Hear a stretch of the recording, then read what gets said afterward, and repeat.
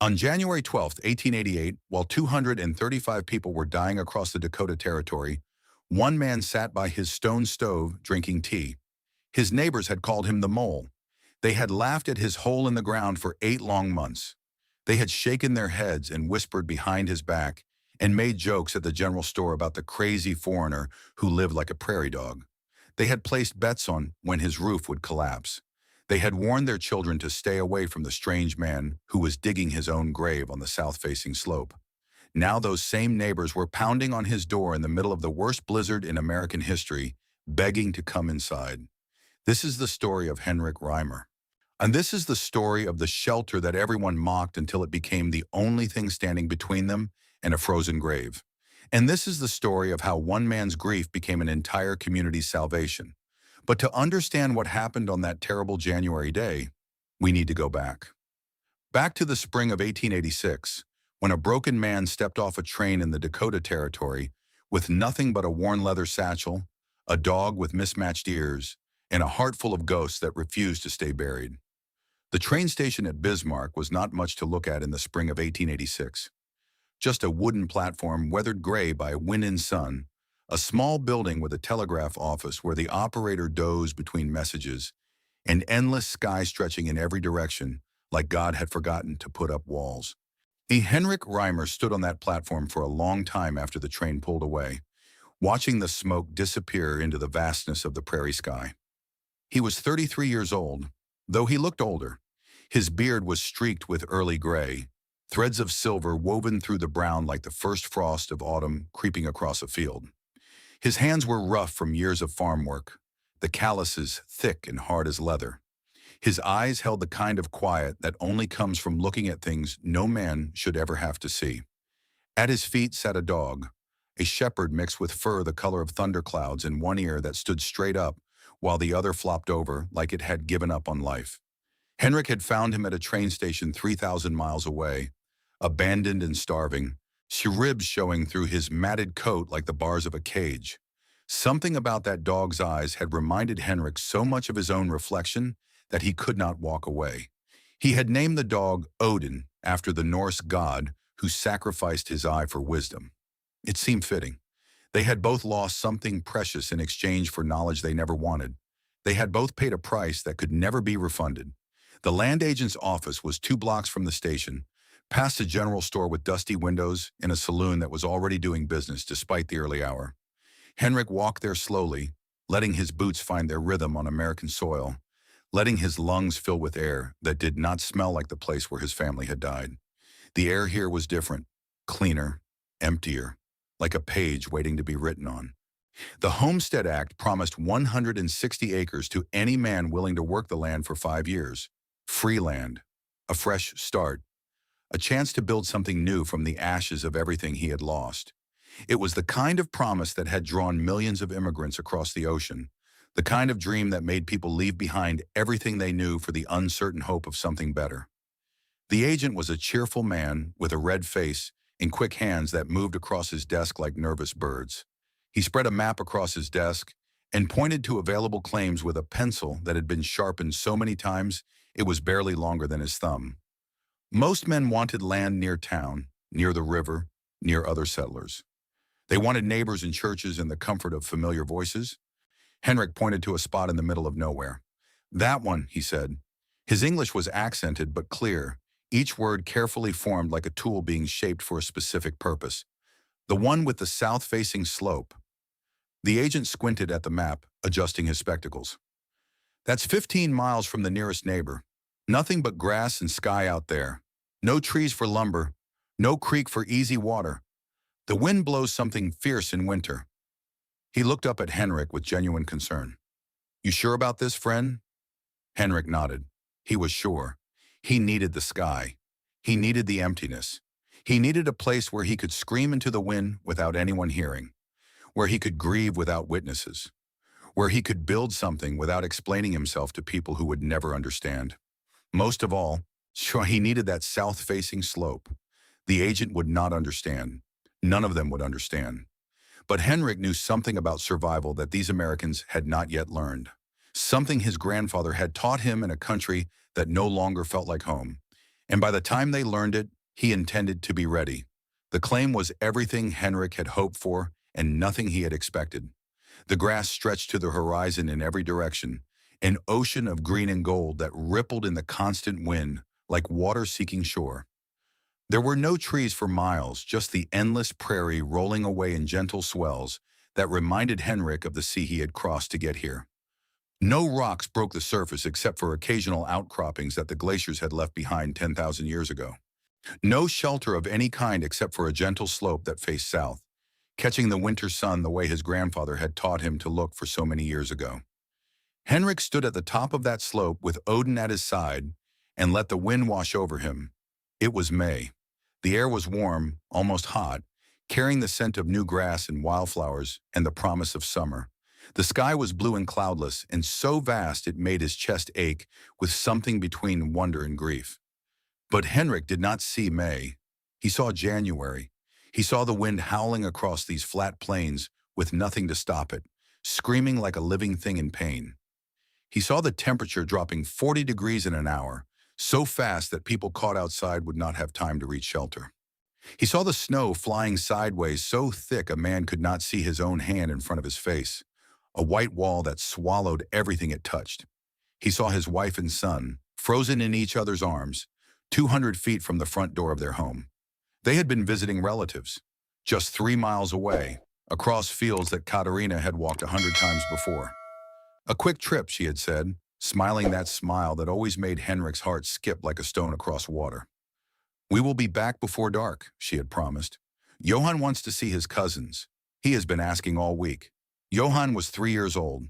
He had his mother's blue eyes, the color of cornflowers in summer, and his father's stubborn chin that jutted out when he did not get his way.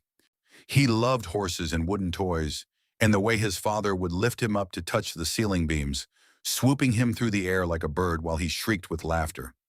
He was learning to count, getting confused after 7, starting over again with the patient determination of a child who refused to be defeated by numbers.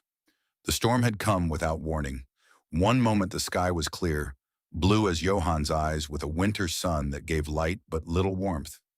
The next moment, the world disappeared into white. The wall of snow came from the northwest like a living thing, swallowing the horizon, swallowing the fields, swallowing everything. Henrik had searched for them for 3 days after the blizzard ended. 3 days of digging through drifts that reached the rooftops, his shovel breaking through crusted snow that had frozen hard as concrete. 3 days of hoping, of praying, of making bargains with a god he was no longer sure existed. 3 days of calling their names until his voice was raw and broken. He found them on the morning of the 4th day. Katarina was holding Johan in her arms, curled around him like a shell around a pearl.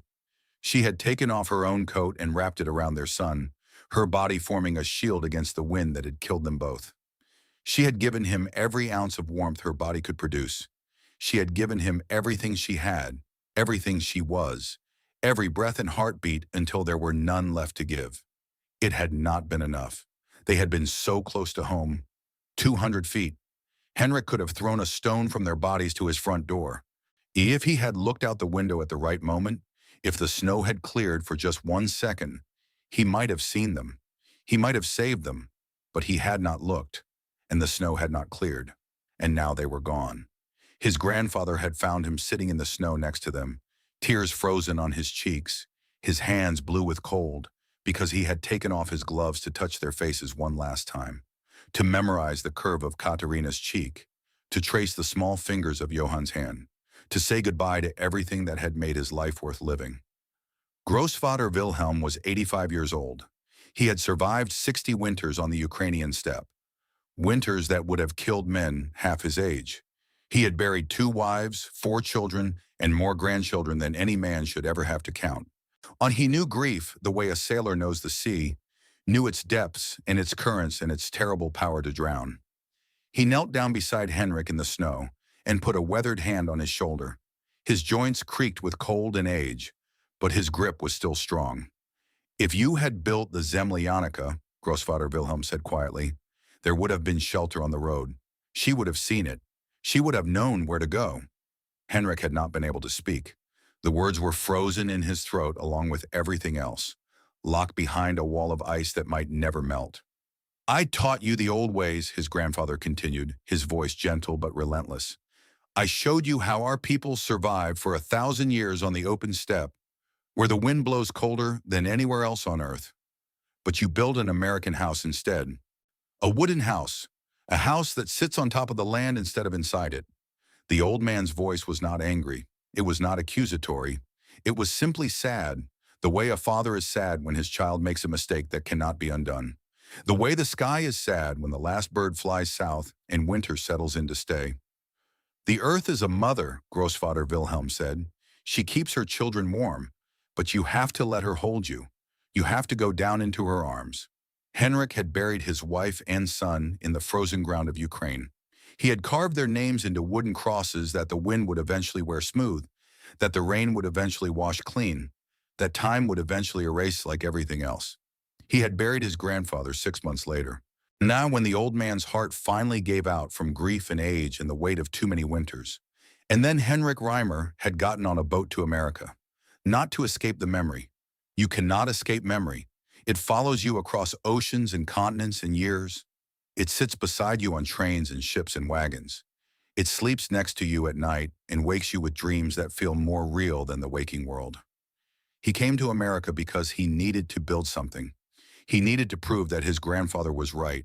He needed to make sure that what happened to Katarina and Johann would never happen to anyone else. Standing on that south-facing slope in Dakota, with the warm May wind ruffling his beard and Odin pressing against his leg, Henrik Reimer made a vow. He would not build a wooden house. He would not make the same mistake twice. When he would dig a hole in the ground, just like his grandfather had taught him. And when the winter came, when the terrible Dakota winter screamed across these plains, he would be ready. He would survive. And maybe, just maybe, surviving would be enough to make his heart start beating again. Henrik came to America carrying two things: a broken heart and his grandfather's knowledge. One would never fully heal. The other would save lives. But first, he had to survive the laughter. He had to endure the mockery of people who thought they knew better. He had to keep digging day after day while the whole territory whispered about the mole man building his own grave.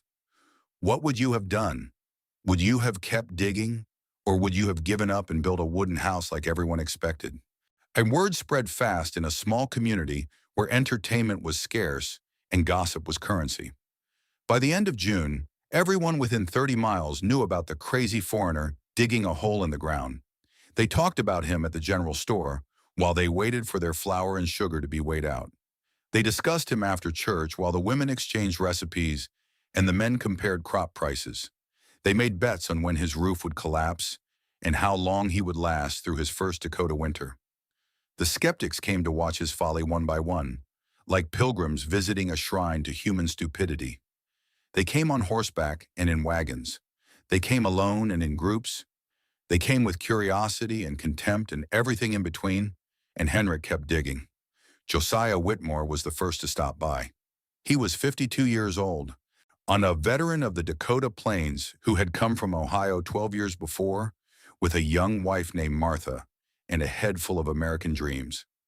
He had built a proper wooden farmhouse with glass windows shipped all the way from Minneapolis, a cast-iron stove that ate wood like a hungry beast, and a picket fence that he painted white every spring, whether it needed it or not. He had survived 12 winters and considered himself an expert on how things ought to be done in this country. He rode up on a bay mare with a white blaze on her forehead and sat in the saddle for a long time, just watching Henrik work. His shadow fell across the excavation like a judgment. Henrik was waist-deep in the earth, throwing shovelfuls of heavy red clay onto a growing pile. His shirt was soaked with sweat, clinging to his back like a second skin. His hands were blistered beneath the calluses, new wounds forming over old ones. But his movements were steady and purposeful, the movements of a man who knew exactly what he was doing, even if no one else did. "What in God's name are you doing?" Josiah finally asked. Henrik did not look up from his shovel. "Building a house." Josiah laughed. It was a short, sharp sound, like a dog barking at something it did not understand, like a man dismissing something that threatened his certainty. "A house? Son?" You're digging yourself a grave. Henrik kept shoveling. The clay was heavy and red, sticky with spring moisture that made every shovelful weigh twice what it should. It clung to his shovel and his boots and his clothes. He was covered in it from head to toe, like a man who had crawled out of the earth rather than into it, like a man being born from the ground itself. In Ukraine, Henrik said slowly, measuring each word like a carpenter measuring lumber. We call it zemlyanika. My grandfather lived in one for 60 years. He died in his bed at 87, warm as a baby in winter. Josiah shook his head, his hat brim casting shadows across his weathered face. This ain't Ukraine, boy. This is America. We build proper houses here. Wooden houses. Houses that stand up proud against the sky like men ought to do. We don't burrow into the ground like animals. Henrik finally looked up. His eyes were calm, patient, untroubled by the other man's contempt. They were the eyes of a man who had seen things that made mockery irrelevant. The eyes of a man who had buried his wife and son and learned that words could not hurt him anymore. You will see when winter comes, he said. It was not a threat. It was not even an argument. It was simply a statement of fact, delivered with the quiet certainty of a man who knew something the other did not. Josiah did not like it. He did not like it at all. I've survived 12 Dakota winters, he said, his voice growing hard like ice forming on a pond. I don't need some foreigner telling me about cold. I know cold. I've seen cold that would freeze the words in your mouth before they hit the air. Henrik nodded slowly and went back to his digging. The shovel bit into the clay with a sound like a bite being taken from the earth. You know cold, he agreed, but you do not know my grandfather. Edmund Mansfield arrived in July, when the summer heat had baked the prairie grass golden and the mosquitoes rose in clouds from every low spot. He was 45 years old, a retired railroad engineer from Boston with a degree from the Massachusetts Institute of Technology. He had come west for his health, doctors having told him that the dry air would help his lungs, and stayed for his pride. He considered himself the most educated man in the territory, and he made sure everyone knew it. He brought a measuring tape and a notebook bound in leather and the supreme confidence of a man who believed that formal education was the answer to every question God or nature could pose. He walked around Henrik's excavation 3 times, taking notes and making calculations with a pencil that he sharpened twice during his inspection. He measured the depth of the hole, now 6 feet into the slope. He examined the clay walls, probing them with his fingers to test their stability. He studied the south-facing orientation and the angle of the slope and the dimensions of the foundation that was beginning to take shape. Then he closed his notebook and shook his head with the finality of a judge delivering a verdict that could not be appealed. Structurally unsound, he announced. That roof will collapse under the first heavy snow. I've calculated it. The span is too wide, the support is insufficient, and the materials are entirely inadequate for the load-bearing requirements. You'll be lucky if you're not buried alive by Christmas.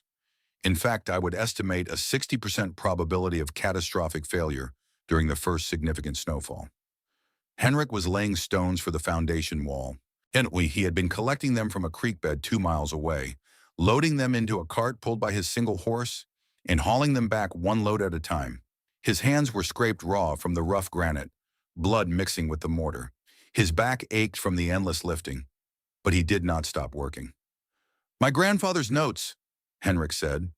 He reached into his shirt pocket and pulled out a small leather journal, so worn the binding was falling apart like an old man's joints. 60 winters, not one collapse, not one death from cold. Edmund took the journal and flipped through it with the impatient efficiency of a man who expected to find nothing of value. The pages were covered with drawings and measurements and calculations, all written in a cramped German script he could not read. There were diagrams of roof structures and foundation layouts and heating systems, unlike anything he had studied at the Institute. Folk engineering, he said dismissively, handing it back like it might contaminate his educated hands. Not science. You cannot build a sound structure based on peasant superstition and grandmother's tales. Henrik tucked the journal back into his pocket, close to his heart where it had rested since the day his grandfather died, where it would rest until the day Henrik died himself. My grandfather was not a scientist, he agreed, but his house is still standing, and everyone who lived in it survived every winter for 60 years. Can your calculations say the same? Edmund had no answer for that. He left without another word, his notebook tucked under his arm like armor against doubt. Reverend Ezekiel Creek came on a Sunday in August, which seemed appropriate given his occupation. He was 58 years old, the pastor of the Methodist Church in Millbrook, a man who had devoted his life to bringing Christian civilization to the frontier. He had baptized babies and buried the dead and married young couples who believed that love could conquer anything, including Dakota winters. He wore a black coat even in summer and spoke with the certainty of a man who believed he had God's direct telephone number. He stood at the edge of Henrik's excavation and frowned at what he saw. The hole was taking shape now, the walls lined with carefully fitted stones, the floor leveled and packed hard as concrete. It looked less like a grave and more like the foundation of something ancient and strange, something that belonged to a different time in a different world. Living half in the ground, the Reverend said, his voice carrying the weight of divine judgment, like the heathens did before Christ came to civilize them, like the pagans who worshiped dirt and stone instead of the living God. Henrik was building the rear wall of his shelter, fitting stones together with a mortar made of clay and straw in proportions his grandfather had perfected over decades of trial and error. He did not stop working. He had learned that work was the only prayer that actually accomplished anything. The Bible says God formed man from the dust of the ground, Henrik replied mildly, not looking up from his labor. Perhaps he does not mind if we stay close to our origins. The Reverend's frown deepened into something approaching righteous anger, which do not twist Scripture to justify heathen practices. The Lord gave us minds to improve upon nature, not to burrow into it like animals. We are meant to rise above the earth, not sink into it. Henrik set another stone in place, checking its position with the careful eye of a craftsman. Odin watched from the shade of the excavation, his tongue lolling in the heat, his mismatched ears twitching at flies that buzzed in the summer air. Reverend, Henrik said, I do not wish to twist anything. I only wish to stay warm, and to keep others warm when they need it. The Reverend left with a warning about the state of Henrik's immortal soul. Henrik kept building. Prudence Holloway was the queen of Millbrook society, or what passed for society in a frontier town of 300 souls, where the biggest social event of the year was the 4th of July picnic. Her husband owned the general store, the only place within 20 miles where a person could buy sugar and flour and coffee and all the other necessities that made frontier life bearable. Her opinion carried weight like a banker's signature on a loan document. When she spoke, people listened, and when she disapproved of something, that disapproval spread through the community like ripples from a stone thrown into still water. She came to Henrik's claim in early August, riding in a buggy driven by her husband, her parasol blocking the sun from her carefully protected complexion. She did not get down from the buggy. She simply sat there looking down at Henrik like he was something unpleasant she had found on the bottom of her shoe after walking through a barnyard. Poor thing, she said to her husband, not bothering to lower her voice even slightly. Too foreign to know better. Probably can't even afford proper lumber, though I hear these people have money hidden in their mattresses. I've heard they live like animals in the old country. Now I see it's true. Henrik was framing the interior walls of his shelter. He could hear every word she said. The wind carried her voice clearly, as the wind on the prairie carries everything, secrets and scorn alike. I can afford lumber, he said, not looking up from his work. I choose not to use it. Prudence sniffed with theatrical disdain, her nose wrinkling as if she smelled something offensive. Well, now that explains everything. Building your bedroom right next to the barn, I hear. Sleeping with the cows like some kind of peasant. Absolutely uncivilized. No decent woman would ever set foot in such a place. Her husband laughed nervously. He was not a cruel man, but he had learned long ago that contradicting his wife was more trouble than it was worth. Come along, dear, he said, flicking the reins.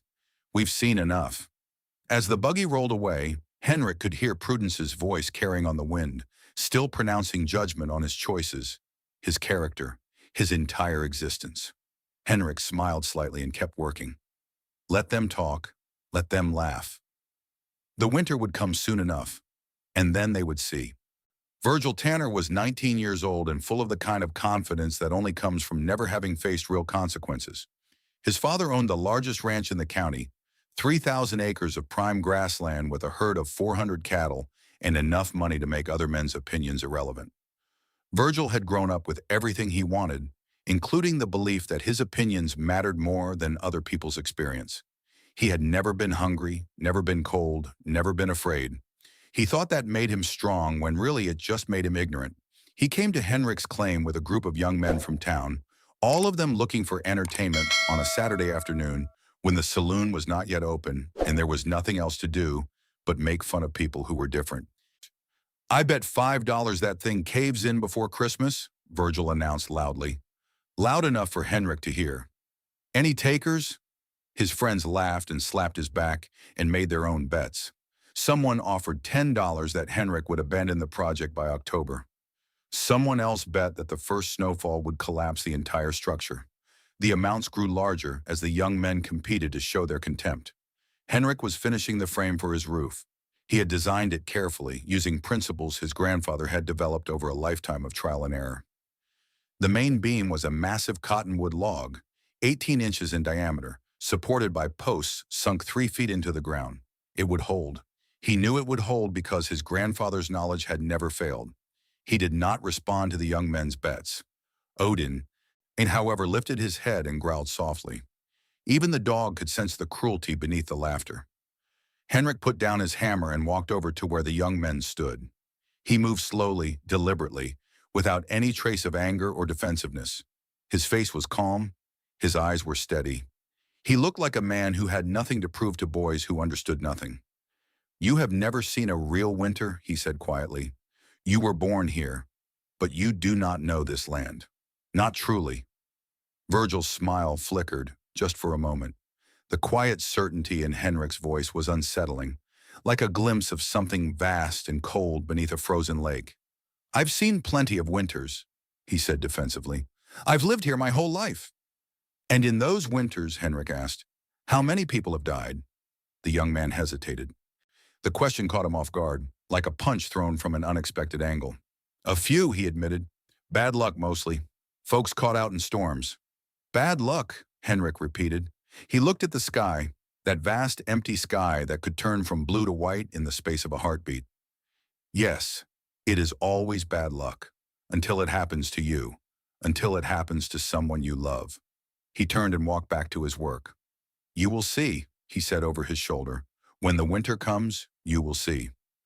Stellan Eriksson was different from the others, though he pretended not to be. He was 40 years old, born in Sweden, but brought to America as a child by parents who wanted something better for their son than the harsh life they had known. He had spent his whole life trying to prove that he was American now, that the old country was behind him. That he had left all that foreign nonsense on the other side of the ocean where it belonged. He came to Henrik's claim not to mock but to warn, though the warning was really for himself. "I know what you're building," he said in Swedish, the language he rarely used anymore because it marked him as different. "My grandfather built the same way. Jordkula, he called it. House in the earth." Henrik looked up, surprised to hear his native tongue after so many months of English. "Then you understand," he said. Stellan shook his head. "I understand that it's old-fashioned. I understand that it marks you as foreign, as different, as someone who doesn't belong. This is America. We build American houses here. Wooden houses. Houses that show we've left the old ways behind." Henrik studied the other man's face. He saw the desperate need to belong, or the fear of being seen as different, the willingness to abandon wisdom in exchange for acceptance. He saw a man running from his own reflection. "The old ways kept our people alive for 1,000 years, Henrik said quietly. "The old ways are dead," Stellan replied. "This is a new country. We need new ways." He turned and walked away, and Henrik watched him go with something like sadness. Stellan Eriksson had forgotten what his grandfather knew. He had traded his heritage for the illusion of belonging, and when the storm came, he would learn the cost of that trade. Not everyone came to mock. Not everyone had forgotten. Cordelia Briggs arrived on a cool September morning, riding a horse that was almost as old as she was. She was 72 years old, a widow who had lived in Dakota since the 1860s. Back when the territory was so wild and empty that building a dugout was not foolish but necessary for survival. She dismounted slowly, her joints creaking like old floorboards, and walked to the edge of Henrik's excavation. She stood there for a long time, just looking. Her eyes moved over every detail, every stone, every beam, every carefully planned feature. Henrik stopped working. There was something in her face that he recognized. Not mockery, not contempt, something else entirely. "I remember," Cordelia said finally. Her voice was soft, worn smooth by 7 decades of prairie wind. "When we first came here, everyone lived like this. Sod houses, dugouts, holes in the ground. It was the only way to survive. The ones who built fancy wooden houses, they died. The ones who listened to the land, they lived." Henrik felt something loosen in his chest. It was the first time anyone in this new country had understood. "My grandfather taught me," he said. Cordelia nodded, a smile creasing her weathered face. "The old ways always come back. They have to. The earth remembers what we forget." She reached out and put a weathered hand on his arm. Her grip was surprisingly strong. "Don't let them stop you," she said. "Don't let them laugh you out of what you know is right. The winter will prove you true. It always does." Then she mounted her horse and rode away, leaving Henrik standing in his excavation with the first tears he had shed since arriving in America. Someone understood. Someone remembered. He was not alone. Klaus Weber came the same week. He was 38 years old, a German immigrant from Bavaria with a thick accent and honest eyes. He recognized Henrik's design the moment he saw it, and his face lit up with the joy of finding something familiar in a foreign land. "Mein Gott," he said, "my grandfather built like this. In the mountains. The Wohnstall house and barn together, sharing warmth, sharing life." Henrik nodded, setting down his tools. "You understand?" "I understand." Klaus walked around the excavation, examining the stone walls, the massive roof beam, the south-facing entrance. "I also understand that you cannot do this alone. It is too much work for one man, even a man as determined as you." He took off his coat and rolled up his sleeves. "Tell me what needs to be done." From that day forward, Klaus came every Saturday to help. He had not yet built his own shelter, was still planning, was still gathering materials, still learning from Henrik's example. But he gave what time he could spare from his own homestead, working alongside Henrik in comfortable silence or asking questions that showed he truly wanted to understand. And then there was Clara. Clara Lindqvist came to Henrik's claim in late September, when the first hints of autumn were beginning to color the prairie grass and the nights were growing cool enough for frost. She rode a horse that was too small for her and led a mule loaded with supplies. She was 26 years old, a widow with yellow hair braided down her back and eyes the color of summer sky. A 4-year-old girl sat on the saddle in front of her, holding tight to the horse's mane with small, determined fingers. And the girl had her mother's eyes and a serious expression that seemed too old for her young face. Her name was Astrid. Clara's husband had died the previous winter. A logging accident, they said. A tree that fell the wrong way. A man who was in the wrong place at the wrong moment. She was alone now with a child in a small homestead, and the approaching winter that everyone knew would be harder than the last.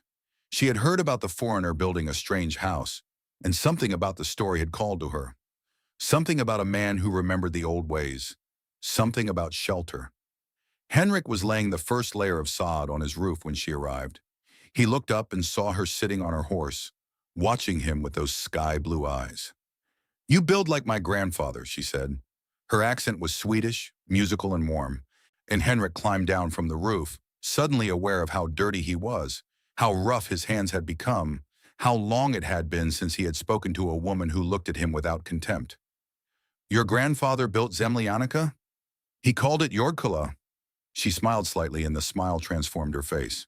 "Same idea, different words, same wisdom."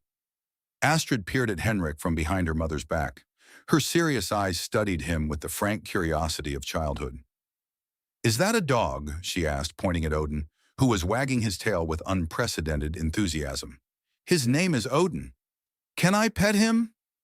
Odin was already moving toward the child with the gentle eagerness of a dog who recognized a kindred spirit. I think he would like that very much. Astrid slid down from the horse and approached Odin carefully. Before her small hand extended, the dog licked her face and she giggled, a sound so pure and unexpected that Henrik felt something crack in the wall he had built around his heart. Clara watched her daughter with soft eyes. It had been a long time since Astrid had laughed like that. "They laugh at you," Clara said quietly to Henrik. "The people in town, they say terrible things." Henrik nodded. "They do. They laughed at my grandfather, too."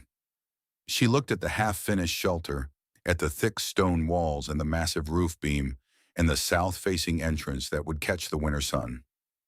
He outlived all of them. Henrik did not know what to say. He had grown so accustomed to silence that he had forgotten how to fill it with words. "Come back," he finally managed. "When it is finished, bring Astrid. I would like to show you." Clara smiled again, and for the first time since Katerina's death, Henrik felt something besides grief stirring in his chest. Something that might have been hope. "I would like that," she said. While Henrik built his shelter, the people of Millbrook built their opinions. Some came to mock, some came to measure, some came to warn him of spiritual danger, but a few came because they remembered. They remembered the old ways, the forgotten wisdom, the knowledge that their grandparents had brought across oceans and then abandoned in the rush to become American. Henrik was not just building a house, he was building a bridge between the old world and the new. The question was whether anyone would be willing to cross it before the storm came. By early October, the shelter was taking shape. From the outside, it did not look like much, just a low mound of earth on a south-facing slope with a heavy wooden door facing the morning sun. You could walk right past it without noticing it was there. Mistake it for a natural hillock. Never guess that inside was a marvel of practical engineering developed over centuries of trial and survival. But inside, it was everything Henrik's grandfather had promised. The main room was 18 feet wide and 20 feet deep, with walls of stone 2 feet thick. Henrik had laid each stone by hand, fitting them together like puzzle pieces, filling the gaps with a mortar of clay and straw that would expand and contract with the seasons without cracking. The walls curved slightly inward as they rose, an old technique that distributed weight and prevented collapse. The ceiling was low by American standards, just 7 feet at the highest point, but this was deliberate. Heat rises. A high ceiling wastes warmth, letting it collect in space where people do not live. Henrik's grandfather had calculated the optimal height decades ago, and Henrik saw no reason to improve upon perfection. The floor was hard-packed earth, with flagstones laid in the areas that would see the most traffic. A cooking alcove occupied one corner, with a massive stone stove that Henrik had built according to his grandfather's detailed drawings. This stove was the heart of the house. It was not like the cast iron stoves that the Americans used, those hungry metal boxes that devoured wood and radiated heat for a few hours before going cold. This was a masonry heater, built of stone and brick and fire clay, designed to absorb heat slowly and release it even more slowly. Henrik's grandfather had called it a grundofen, a floor oven. You lit a small fire in the morning, let it burn hot for an hour or two, and then close the flue. The stones absorbed the heat and radiated it for the next 12 hours, keeping the room warm all day and all night on a single armful of wood. "I do not understand," Klaus said during one of his Saturday visits, wiping sweat from his forehead despite the cool autumn air. "Why not just keep the fire burning all day? That is what everyone else does." Henrik traced the path of the hot gases through the masonry with his finger, showing Klaus the channels that wound back and forth through the stone like a river seeking the sea. "Fire is wasteful. Most of the heat goes up the chimney, lost forever. But stone holds heat like a woman holds a secret. It lets it go slowly, carefully, over many hours." Klaus laughed at the comparison. "My wife would say stone is more honest than a woman." "Perhaps," Henrik smiled slightly, "but both keep you warm through the night." The house-barn connection went in last. This was the part that horrified the Americans most, the detail that confirmed their suspicions about the uncivilized nature of foreigners. Henrik built a low passageway connecting his living quarters to a small stable that would house 2 cows and a horse. The animals would be separated from his bedroom by nothing but a single stone wall, 3 feet thick. Prudence Holloway returned to inspect the progress, unable to resist another opportunity for contempt. "You will smell like a barn," she announced from her buggy, her nose already wrinkling in anticipation. "You will smell like manure and hay and animal sweat. No decent woman would ever set foot in such a place." Henrik was whitewashing the interior walls with a mixture of lime and water. The white surface would reflect light from the small windows and make the space feel larger and brighter. "A cow produces heat," he said patiently, not bothering to look up from his work. 1,000 BTU per hour. In Ukraine, we have a saying, "A warm cow is a warm wife." The animals heat the house. The house protects the animals. Everyone benefits from the arrangement. Prudence wrinkled her nose and left without another word. Henrik watched her go, then returned to his whitewashing. Odin lay in the corner, thumping his tail against the packed earth floor. "She does not understand," Henrik said to the dog, "but she will. They all will." Odin yawned and closed his eyes. Well, he understood everything that mattered. The roof was the final challenge. Henrik had designed it with 3 layers of sod, each layer a foot thick, for a total of 3 feet of dense prairie grass, with roots so tough they were like wire. This was not merely insulation. It was armor against the winter, a living shield that would grow stronger with each passing year. The grass roots would weave together over time, creating a structure that was nearly impossible to damage. The weight would be immense, thousands of pounds pressing down on the walls and beams.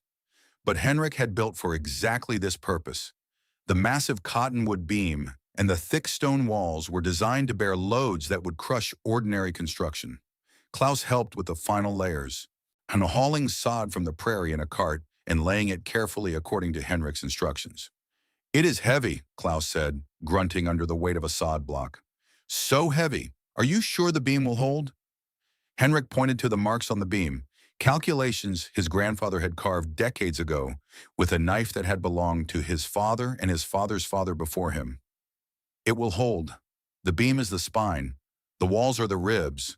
The roof is the skin. Together they are stronger than any of them alone. My grandfather calculated every measurement. He was right about everything else. He is right about this too." When the last piece of sod was in place, Henrik stood back and looked at what he had built. It was not beautiful by American standards. It was low and squat and covered in grass and looked more like a hill than a house. But to Henrik's eyes, it was the most beautiful thing he had ever created. It was his grandfather's knowledge made real. It was his promise kept. It was a shelter that would keep him warm through the worst winter this land could offer. And if others needed shelter, if the neighbors who had laughed came knocking in the cold, the door would be open. That was what shelters were for. The first test came in mid-November. A cold snap swept down from Canada, dropping temperatures to 10 degrees below zero in the space of a few hours. The wind howled across the plains, finding every crack and gap in the wooden houses of the settlers, stealing heat like a thief in the night. Henrik woke that morning to find frost on the inside of his small windows, the ice crystals forming patterns like ferns on the glass. But when he checked the thermometer he had hung on the wall, the interior temperature was 52 degrees. He had lit a fire the evening before, just a small one, burning for about an hour with an armful of wood that would have been gone in minutes in an American stove. The masonry heater had absorbed the heat and was now releasing it slowly, steadily, like a heart-pumping warm blood through the house. He dressed in his regular clothes, not the heavy wool coat he would need outside, and walked through his home. The stone walls radiated gentle warmth. The air was cool but comfortable. The floor, despite being made of packed earth, was not cold beneath his bare feet. Odin followed him on his rounds, tail wagging, meow as if he too appreciated the warmth after months of outdoor construction. Through the connecting passage, Henrik checked on his animals. The 2 cows were lying down, chewing their cud peacefully. The horse stood in the corner, dozing. The temperature in the stable was 45 degrees, cool but not dangerous. Outside, the thermometer on the north wall read -10. Henrik allowed himself a small smile. "Grossvater," he said quietly, speaking to the grandfather who had taught him everything. "I think you would be proud." Josiah Whitmore came that afternoon. He rode up on his bay mare, bundled in so many layers of wool and fur that he looked like a moving pile of blankets. His face was red from cold. his beard crusted with ice from his frozen breath. His hands shook as he dismounted. Henrik opened the door before he could knock. Come in, warm yourself." Josiah stepped inside, and his face went through a series of expressions that Henrik found deeply satisfying. Confusion, disbelief, grudging recognition of something he had not expected. "How is it so warm in here?" Josiah asked, looking around the room. He was searching for the massive fire that must surely be burning somewhere, the mountain of wood that must be feeding it. Henrik pointed to the masonry stove. Its surface was barely warm to the touch. "I lit a fire this morning, just a small one, for an hour. The stones hold the heat." Josiah walked over to the stove and put his hand on the surface. It was warm, not hot, radiating a gentle heat that seeped into his frozen fingers. "I'll be damned," he muttered. Henrik poured 2 cups of tea from a kettle sitting on the stove. He handed one to Josiah. In Ukraine, the winters are worse than here. -40, -50, for weeks at a time. My grandfather's house kept him warm through all of them." Josiah wrapped his hands around the warm cup. He did not say anything for a long moment. "My house is cold," he finally admitted. "The wind comes through the walls no matter how much mud I pack into the cracks. The stove eats wood like a hungry dog, and still the water bucket freezes by morning." Henrik nodded. "Your house sits on top of the land. It fights the winter. My house is part of the land. It works with the winter." At the door, Josiah paused.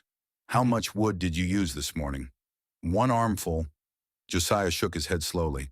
"I've burned 3 cords already this month. 3 cords, and it's only November." He pulled his coat tighter and stepped out into the cold.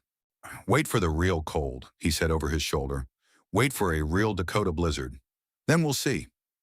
Henrik watched him ride away, a small figure hunched against the wind, hurrying back to a wooden house that was slowly eating his woodpile. "Yes," Henrik said softly. "We will see." The first test of Henrik's shelter was a success. While his neighbors burned through their winter fuel supplies fighting against the cold, Henrik sat in comfort with his small fire and his warm stones. But Josiah was right about one thing.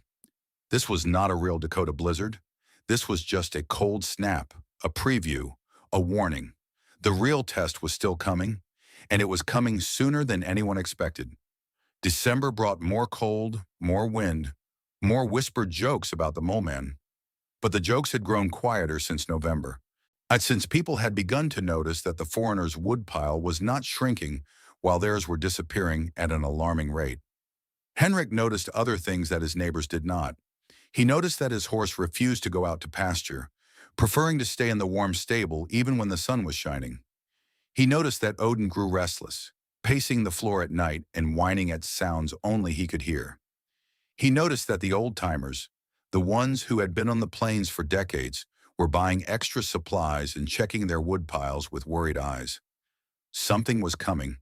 Henrik could feel it in his ears, a change in pressure that made them ache. He could see it in the sky, a strange yellow tint at sunset that he remembered from another time, another place, another life. The last time he had seen a sky like that, Katerina had bundled up Johan and promised she would be back before dark. Cordelia Briggs came to visit in early January. She rode her ancient horse slowly up the frozen path, her joints stiff with cold and age. Henrik helped her dismount and led her inside, where she settled into a chair by the masonry stove with a sigh of pleasure. "My bones ache," she said, rubbing her gnarled hands together. "They've been aching for days. That's a bad sign, a very bad sign." Henrik poured her tea. "My horse will not go outside. My dog paces all night." Cordelia nodded slowly, her old eyes sharp with understanding. "The animals know. They always know before we do." She looked around the shelter, at the thick stone walls and the low ceiling, and the warm glow of the whitewashed surfaces. "You're ready," she said. "You're probably the only one in the territory who's ready." "Tell the others," Henrik said. "Tell them to prepare. Tell them to bring in extra wood, extra food, extra blankets." Cordelia laughed, a dry, humorless sound. "They won't listen to an old woman. They barely listened to me when I was young and pretty. They certainly won't listen now." She finished her tea and stood to leave, her old bones creaking in protest. "Take care of yourself," she said, "and take care of anyone who comes to you. When it hits, it's going to be bad. Worse than anything they've seen. Henrik walked her to her horse and helped her mount. Will you be safe? Cordelia looked at him with eyes that had seen too much to be afraid of death. My dugout has kept me warm for 23 years, she said. It was built by my husband when we first came here. Was built the old way. It will keep me warm a little longer. Clara came 3 days before the storm. She arrived with Astrid bundled up on the saddle, the little girl's face barely visible beneath layers of wool and fur. A mule followed behind, loaded with supplies. I had a dream, Clara said. Her face was pale, her eyes wide. A bad dream. Astrid and I alone in the house, the walls shaking, the cold coming through the cracks. Henrik helped them dismount. You are welcome to stay.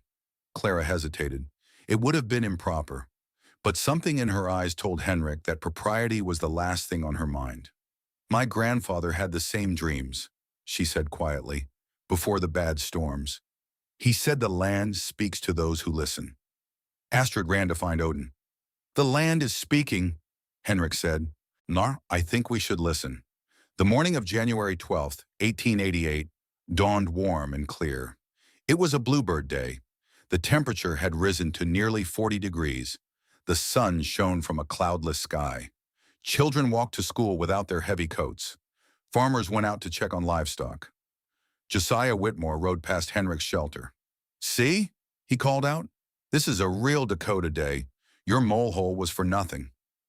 Henrik was standing outside his door, looking at the sky. He did not respond. The yellow tint was back. Clara saw it too. The color, she said. The sky. It's wrong. Henrik nodded. Like honey and water. Astrid was playing inside with Odin. We should bring in more wood, Henrik said. They spent the next 2 hours carrying firewood into the main room. Henrik filled every available space.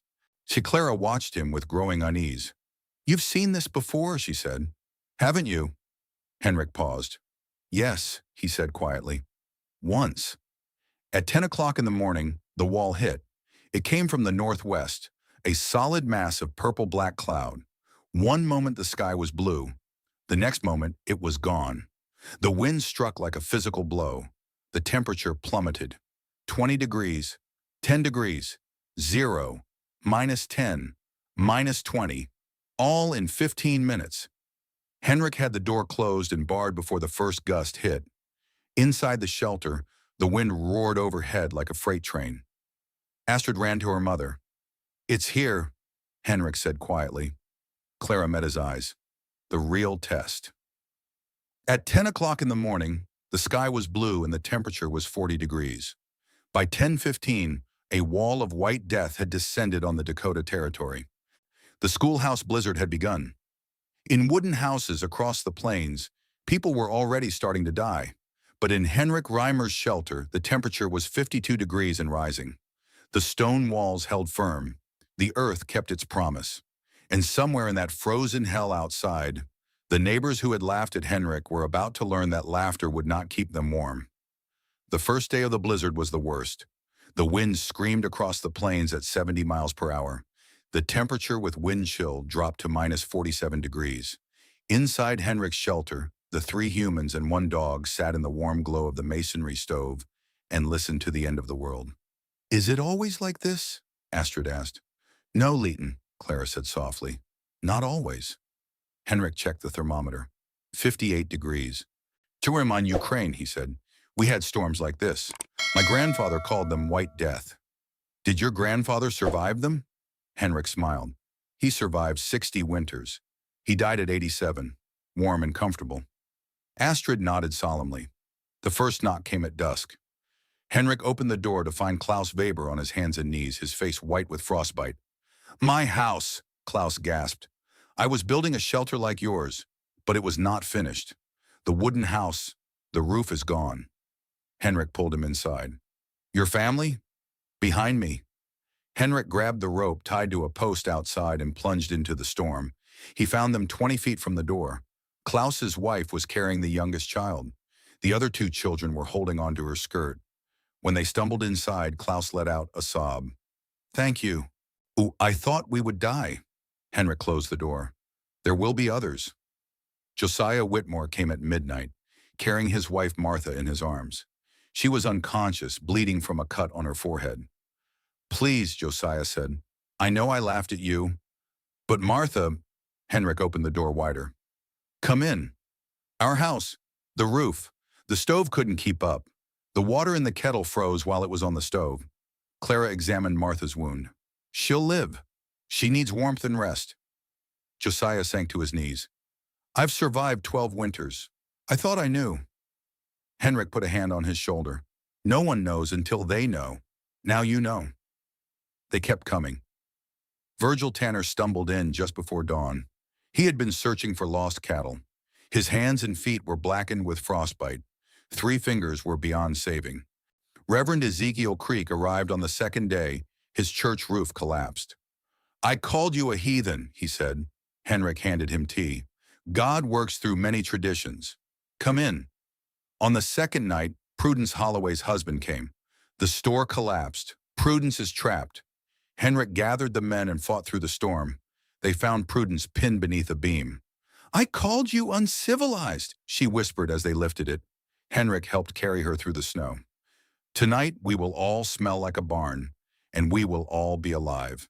Edmund Mansfield came alone on the third day. "I calculated wrong," he said. "About everything."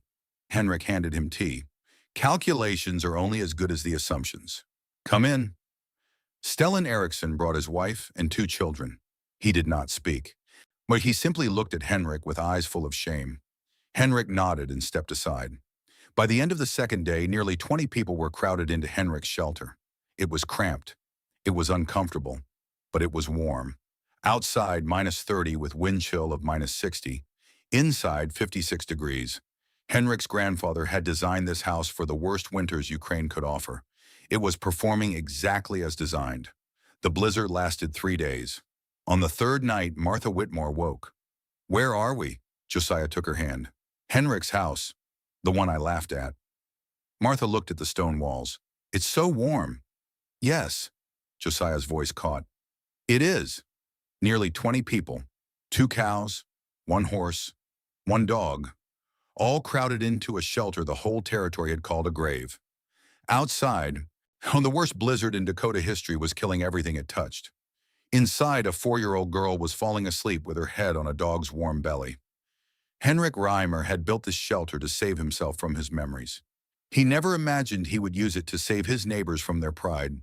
But that's how grace works sometimes. It catches us by surprise. On the morning of the 4th day, the wind stopped. The silence woke everyone. Henrik opened the door. The light was blinding. Snowdrifts reached 20 feet high. The temperature was -30, but without the wind, it felt almost warm. One by one, the others emerged. Josiah looked toward his homestead. "I need to see." Henrik handed him snowshoes. "I'll come with you." They found Josiah's house still standing, but barely. The barn had collapsed. 8 cows lay dead in the wreckage. Josiah wept. Henrik stood beside him. "I've lived here 12 years, Josiah said. "I thought I knew this land. The land is not something to conquer. It is something to work with." Josiah wiped his eyes. "I called you the mole. I said you were digging your own grave." "Yes, I was wrong. We were all wrong." He took a shuddering breath. "You weren't building a grave. You were building an ark." Cordelia Briggs did not come to Henrik's shelter. When the blizzard ended, Henrik went to her homestead. He found her sitting in her old dugout, drinking tea. "I told you," she said. "The earth remembers." Henrik smiled. "Yes, she does." Reverend Creek found Henrik later that week. "I owe you an apology. I called your ways heathen. And now? Now I think God speaks in many languages. Perhaps he taught your grandfather words he never taught me." Stellan Eriksson never spoke of that night directly. But the following spring, he began building a shelter of his own. Something in between. Something that honored both the old ways and the new. His grandfather would have understood. In Millbrook, 12 people died and 47 head of cattle were lost. But at Henrik Reimer's shelter, everyone survived. In the days that followed, people came to see. Henrik showed them everything. He explained earth-sheltered construction. He showed them the masonry heater. He demonstrated the house barn connection. He gave them his grandfather's journal to copy. "I do not want payment. I want neighbors who will survive the next blizzard. Edmund Mansfield spent 3 days measuring. I was wrong, and as the engineering is elegant. Where did your grandfather learn this? From his grandfather, and his grandfather before that. It is old knowledge, very old. Josiah Whitmore became Henrik's first student. I'm not going to dig a hole in the ground, but I can learn from your ideas. That is enough. Virgil Tanner, despite losing 3 fingers, kept coming back. I was a fool. I'd like to be less of one. By spring, 7 families had begun building shelters. No one called Henrik the Mole anymore. Clara stayed, at first because the roads were impassable, then because it was practical, then because of something neither could name. It was Astrid who said it first. She was sitting with Odin, braiding wildflowers into his fur. Are you going to be my papa now? Henrik froze. Clara started to apologize. Yes, Henrik said. Clara stopped. Henrik knelt beside Astrid. If your mama says yes. Astrid turned to Clara. Mama, say yes. Clara looked at Henrik. Yes, she said. They were married in the summer of 1888. Astrid served as flower girl. Odin sat in the front row. Henrik had come to Dakota to bury his grief. Instead, he found a family. He found a reason to keep building, not because he was running from the past, but because he was building toward the future. Henrik Reimer lived in his shelter for 24 more years. He and Clara had 3 children together. The first was a boy they named Wilhelm, after Henrik's grandfather. He grew up to become a builder, constructing 17 earth-sheltered homes across the Dakotas. The second was a girl they named Katarina, after the wife Henrik had lost. She became a teacher, spending 40 years in a schoolhouse her father helped design. The third was a boy they named Johann, after the son Henrik had buried. He was the dreamer, the one who left for California and came back with stories. All 3 learned to build. All 3 passed that knowledge to their children. Astrid grew up to marry Virgil Tanner. Your father saved my life, Virgil said on their wedding day. I spent 19 years being a fool. I intend to spend the rest of my life being worthy of this family. Henrik, standing beside Clara, felt tears on his cheeks. He had come to escape grief. Instead, he had built a family so large that grief could not find room anymore. Odin died in the spring of 1900 at 14. Henrik buried him on the hillside. Odin, good dog, faithful friend. He sat by that grave for a long time, and Clara found him at sunset. He was a good dog. He was. He found me when I was lost. The winter of 1895 brought another terrible blizzard. But this time, no one in Millbrook died. 23 shelters had been built according to Henrik's principles. Henrik was invited to speak at a conference in Bismarck. The earth is a mother. She keeps her children warm, but you have to let her hold you. Henrik died on a warm spring morning in 1912. He was 59 years old. Clara found him in his bed, a small smile on his face. Go to them, my love. You've earned your rest. They buried him next to Odin. The entire community came. Edmund Mansfield delivered the eulogy. He was not a scientist. He had no degrees. He had only the wisdom of his grandfather and the courage to act on it. He paused. Because when we arrived here, we thought we knew better. Henrik Reimer taught us otherwise. Every one of us standing here owes our life to that lesson. Let us never forget it. Henrik's shelter still stands today. In 1978, researchers from the University of North Dakota studied it. They found it was 2.4 times more energy efficient than wooden houses of the same era. On the walls hidden beneath whitewash, Henrik had carved temperature readings from each winter, and one small carving near the entrance. For Katarina and Johann. You showed me why I needed to build. I will never stop building. I will never stop remembering. The knowledge Henrik shared did not die with him. Earth-sheltered construction became a recognized field. Passive solar design is now taught in universities worldwide. They call it by different names now. Passive house, geothermal coupling, thermal mass heating. But the principles are the same. Build with the land, not against it. On the wall of Henrik's great-granddaughter's home, there is a framed page from his grandfather's journal. The earth does not judge. It does not laugh. It just keeps you warm. Remember this when they call you foolish. One day, someone will need what you know. Build your shelter. Keep your knowledge. And when they come to your door, cold and frightened, open it. Open it wide. That is what shelters are for. Henrik Reimer came to America with a broken heart and a grandfather's wisdom.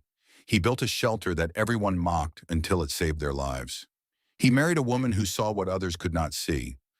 He raised children and taught neighbors and changed the way a community thought about survival. Some people build monuments to themselves. Henrik built a hole in the ground, and in doing so, he built something that would outlast any monument. He built hope. He built knowledge that would save lives for generations to come. After his death, Clara found a letter in his desk. It was sealed, dated the day after the Great Blizzard. It took her years to open it. It was a letter to Katerina and Johann.